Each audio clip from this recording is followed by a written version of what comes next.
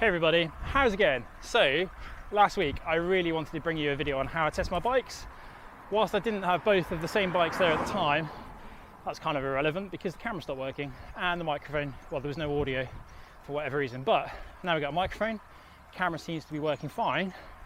I want to tell you about how I go about testing my bikes, building the opinion on them that I have, and also hopefully that information will be relevant to you somehow as well, because whilst we can all read the blurb from manufacturers and in magazines about how this bike's 17% stiffer than last year's version, or 13% more aerodynamic, or 20% more compliant, none of that means anything until we actually get out and ride the bikes, because ultimately feeling is what matters when you ride a bike. If you're not feeling the bike, if it doesn't feel right underneath you, if you're not enjoying the ride, you're just not going to want to ride it anyway. So I always have a few tips that I use to help build an opinion on my race bikes. Generally, I'll use one descent that I've ridden so many times. I know how the bike should feel, and I know what I can do to change the bike, because of course, we don't really get to choose the bikes we ride. There might be a bit of choice, a bit of scope within the brand, which model we use. On the whole, we're kind of stuck with it. But that doesn't mean that one brand isn't better than another, and I don't have an opinion on these things. So I spent a long time trying to work it all out. And I quite enjoy it, because the thing I enjoy about cycling is the feeling side of it, and the fact that it's a very dynamic thing. It's not one-dimensional. So first things I look for will be in the shop or the service course, wherever you pick up a new bike from. You want to start building confidence in the bike you're about to ride or test, and that starts from the moment you first touch it. So stick the front brake on and wibble the saddle, make sure the headset's nice and tight, make sure the brakes bite really nicely. The same with the rear brake as well. And then generally I'll move around the bike, making sure everything's nice and tight, because I'd be quite worried about riding a bike not knowing it wasn't 100% safe. And that's just for my own peace of mind. Like I do like to ride quite hard downhill on the open roads, obviously within reason. But to do that, you need to have 100% confidence in the equipment you're riding. So making sure everything's nice and tight, tyre pressures are correct, and the position on the bike is really good as well. So adjusting the levers, not riding the bike until you know the levers are like for like in the same position as your old bike, for example, and your saddle as well. Start with saddle height, that's really easy. Then get your saddle fore and aft position correct. That's what happens when you try and speak too fast, isn't it? So then you get your fore and aft position nice and correct. And then once you've done that, you can move on to the other things like stem height or your bar height. So after you've gone through all of those initial checks and made sure the bike's making you feel confident, then you want to move on to things like, how does it feel? Is it stiff? Is it agile, and things like that. So the stiffness test is actually really easy. Stick the bike into first gear and do a few car park sprints. You'll notice if the bike feels quite flexy or if it feels really quite rigid. First gear is 100% the gear I would choose to use to start with, because that's going to deliver the most torque to the rear wheel. Such is the gearing on a bicycle, designed to multiply the torque rather than reduce it. So first gear sprints in the car park, and then slam the brakes on as well. That'll teach you how the front end behaves under braking, and that will give you an idea as to how stiff the frame is overall. And it's a really important thing. But then also you're building up your confidence in the brakes, making sure that they're okay before you head out on the road.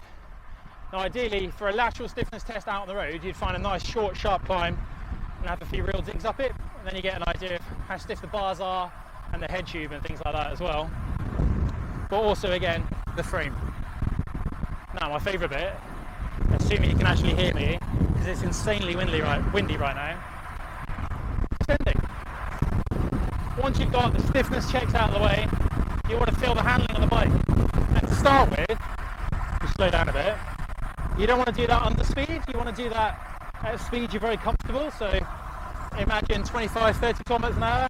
Just get a feeling for how the bike tips itself into corners. You know, just putting a little pressure on your palms and your outside feet, just feeling how the bike starts to turn around those corners. And then you can start building speed and going down some proper descents, if you live near descents. And if you don't, just the roundabout is actually a really good place to check how the handling of a bike behaves.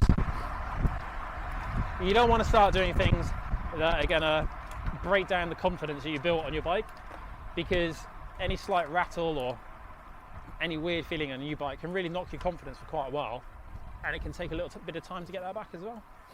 So you just want to make sure you're quite steady to start with.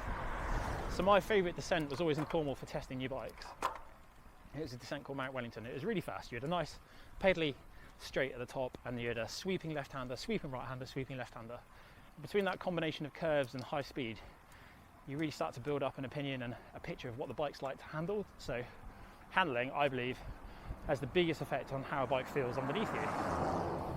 Is it stable? Is it nervous? Is it twitchy?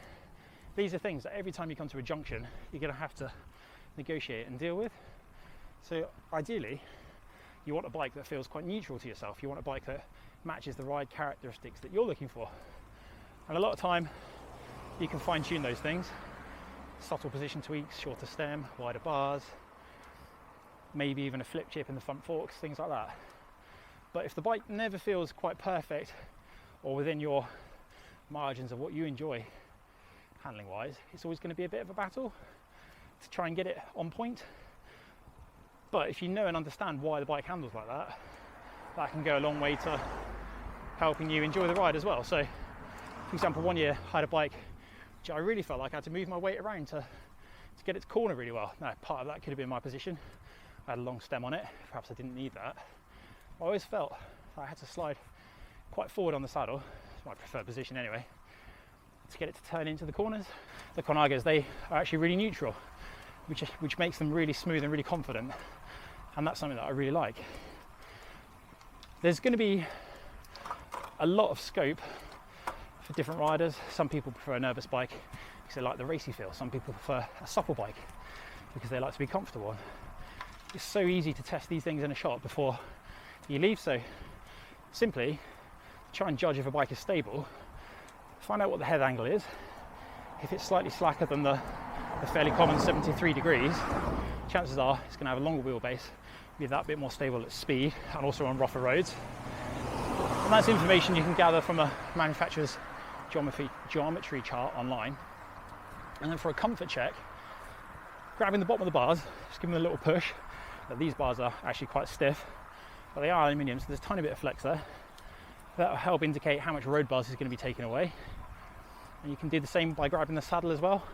Really levering on the saddle with all your weight is going to give a real good indicator as to the sort of compliance that's coming through the saddle. Now, there's lots you can do for both of those things. You can add extra bar tape, you can have a more padded saddle, you can possibly even change your seat post to make a more compliant ride.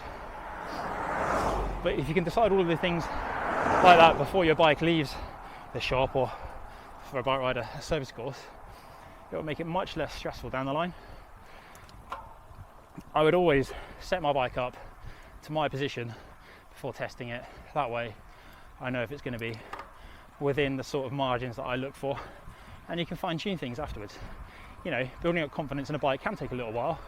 Some people jump from bike to bike, they do it really easily. Other people prefer a period of weeks or months just to become accustomed to how the bike rides. Now, the reason I'm not testing my two bikes back to back is, whilst I'd love to do it and do it really scientifically, I don't have the same wheel set in them. I just think it would be quite unfair to apply watts to that sort of information. So instead, you've already heard that I feel that the disc brake bike is that bit stiffer. It's partly because of the design. It's got extra material on the forks, the seat stays, but also it is a brand new bike. My rim brake bike was a team bike last year and had been used that little bit, and it does make a tiny difference. But anyway, that's just one of those things. In the future, when the wheels are the same, we'll go out and we'll do some proper testing, but it could be a little while. And it's mainly just for my own curiosity anyway. I mean, the weather could change between the tests that I plan on doing, which renders all of the data invalid anyway. But it would be a little bit of fun and something that I'd enjoy doing. So, with those setup tips, hopefully, when you go to test your bikes or a new bike or try and set up a new bike, you can gather a little bit of information that you find helpful. So those are just a few of the things that I look for when I'm riding a new bike for the first time or riding a different bike, things like that. Make sure it's set up just like my old one first before trying to build an opinion on it based on purely my own findings.